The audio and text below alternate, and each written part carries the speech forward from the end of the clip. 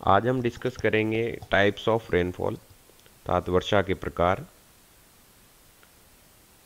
वर्षा के प्रकार में तीन तरह के वर्षा के प्रकार होते हैं। पहला है समयनीय वर्षा, उसके बाद में दूसरा पर्वतीय वर्षा और तीसरा है चक्रवातीय वर्षा। सबसे पहले हम डिस्कस करेंगे समयनीय वर्षा को, और इसे कन्वेक्शनल रेन भी कहते हैं।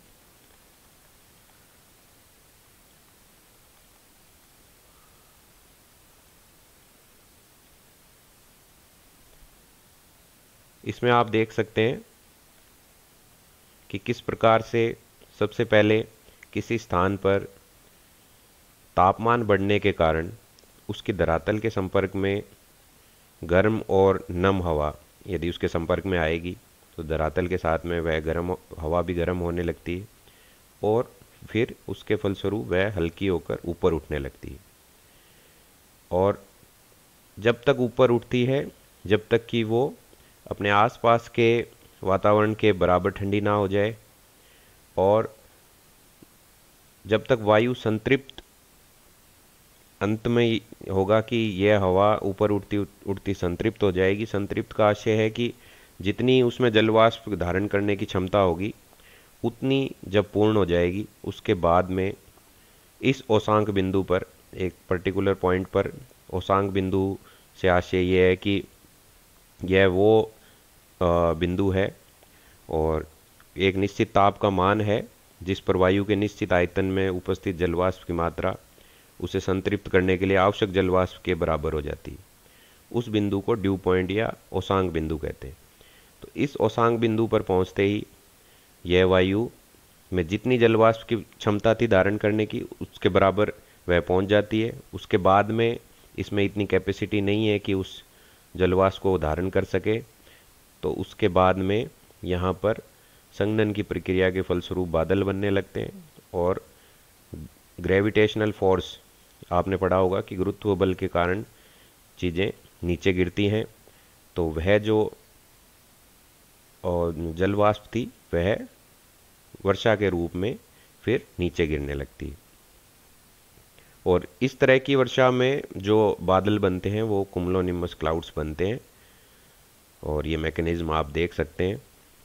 एक बार फिर से रिपीट कर लेते हैं कि किस तरह से किसी स्थान पर यदि तापमान बढ़ता है तो वहाँ की धरातल गर्म होती है और उसके संपर्क में आने वाली गर्म और आर्द्र हवा भी हल्की होकर ऊपर उठती है। और जब तक ऊपर उठती रहती है जब तक उसमें जलवाष्प धारण करने की क्षमता जितनी टोटल कैपेसिटी है उसके बराबर ना पहुंच जाए। और उसके बाद में उसमें उतनी क्षमता नहीं होती कि वह उस जल को धारण कर सके और फिर बादल बन के और वह जलवाष्प जल की बूंदों के रूप में नीचे गिरने लगती। तो ये तो था समयनीय धाराएं के फल, इस तरह की मैकेनिज्म में समयनीय धाराएं बनती हैं, इसलिए इसको समयनीय वर्षा कहते हैं या कन्वेक्शनल रेनफॉल। अगला जो रेनफॉल का प्रकार है वो है ओरोग्राफिक रेनफॉल या पर्वतीय वर्षा।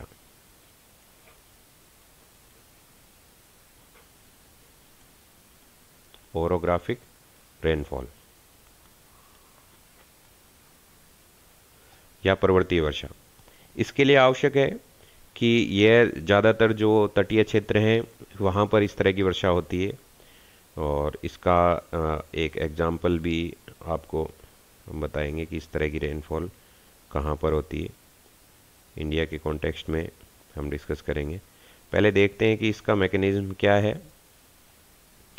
इसमें जो पर्वत के ढाल के सहारे, सबसे पहले तो ये ज़रूरी है कि तटीय क्षेत्रों में इस तरह की बरसात होती है। और तटीय क्षेत्रों में जैसे इंडिया का ये भाग है,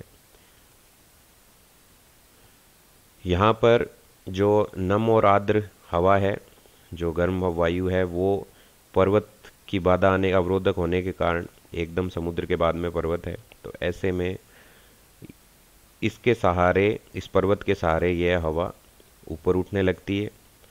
और सेम वैसे ही जैसे हमने पहले डिस्कस किया था। और यहाँ पर पहले वहाँ पर तापमान के कारण वायु ऊपर उठ रही थी, यहाँ पर पर्वत अवरोध है, इसलिए वायु ऊपर उठती है।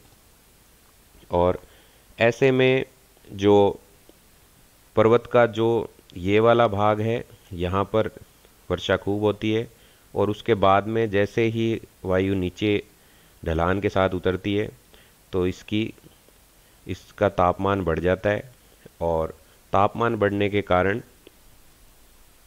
इसकी जो जल वाष्प ग्रहण करने की क्षमता, या हम ये कह सकते हैं सापेक्षिक आर्द्रता जो है, वो भी बढ़ने लगती है। इसके कारण इस क्षेत्र में वर्षा नहीं हो पाती है, और जो इधर वाला पार्ट है इसमें वर्षा खूब होती है। इसीलिए इस क्षेत्र को वृष्टि छाया प्रदेश कहते हैं।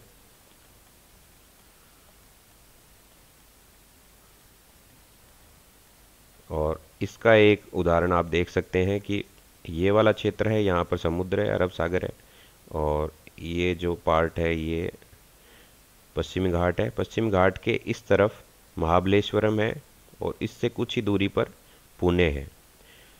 महाबलेश्वरम में वर्षा खूब होती है, जबकि पुणे में बहुत कम बरसात होती है। आप इसको ये देख सकते हैं कि यहाँ पर महाबलेश्वर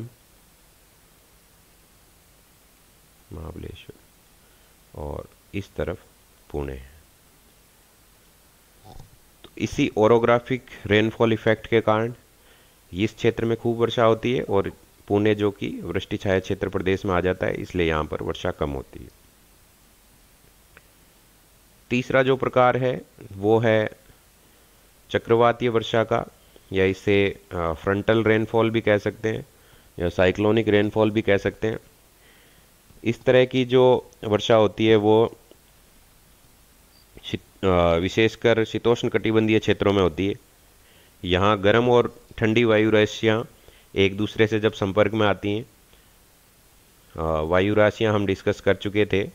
वायु राशियों में एक पर्टिकुलर स्थान से वह अपनी विशेषता लेकर चलती है। अगर ठंडे इलाके से अगर कोई बड़े स्तर पर वायु चल रही है तो उसे ठंडी जल राशि कहेंगे, और गर्म प्रदेश से चलती है उसे गर्म वायु राशि कहेंगे।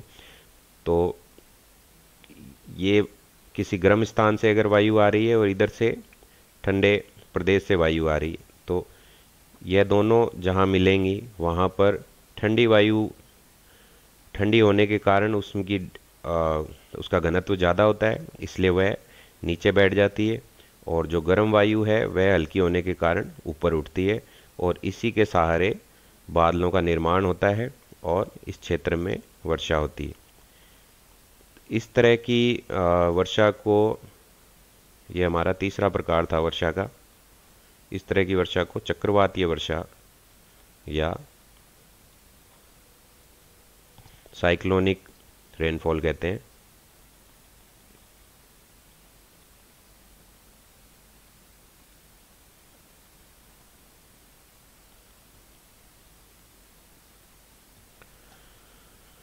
ये 3 वर्षा के प्रकार थे। सबसे पहले कन्वेक्शनल रेनफॉल, समैनीय वर्षा, उसके बाद में पर्वतीय वर्षा या ओरोग्राफिक रेनफॉल, और तीसरा था चक्रवातीय वर्षा या साइक्लोनिक रेनफॉल। Thank you.